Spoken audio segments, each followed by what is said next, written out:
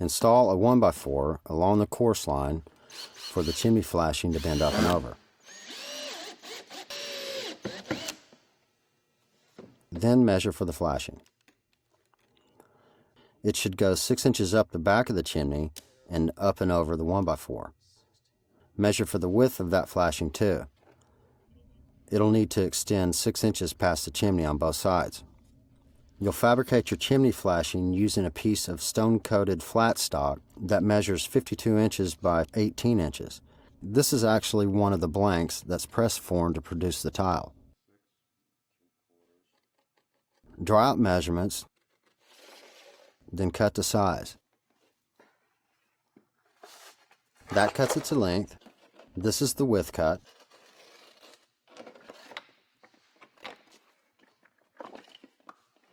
Now use the top course bender to make the break lines. I place it so that I can just see the line when it's in the bender.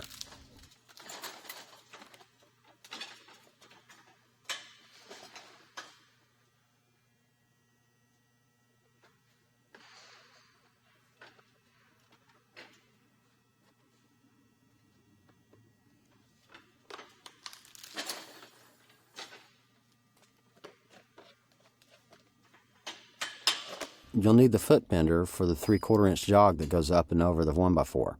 Position the work so that you can just see the line. This may take several passes to properly form.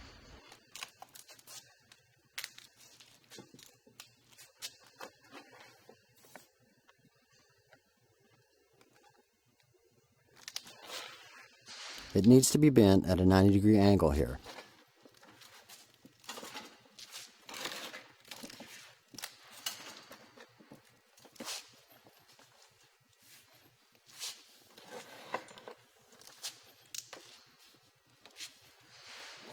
Position the flashing so that it overhangs the chimney equally on the left and the right. Tuck in there right to the base of the chimney.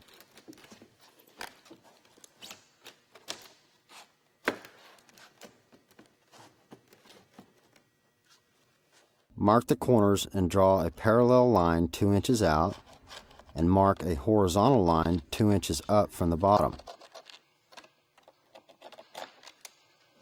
Cut these out like this, and you'll end up with a flap that wraps around the chimney,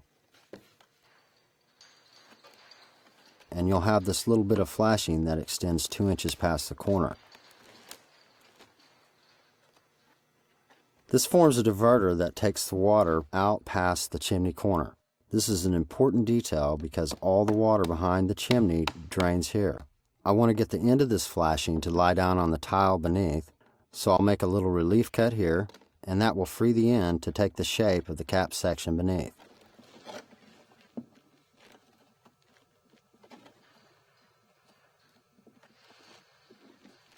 Now put a 1/2 inch stitch screw as far away from the corner as possible to stay away from the bulk of the water flow. Ideally, we should caulk under the end of this flashing here and put the stitch screw through the caulking.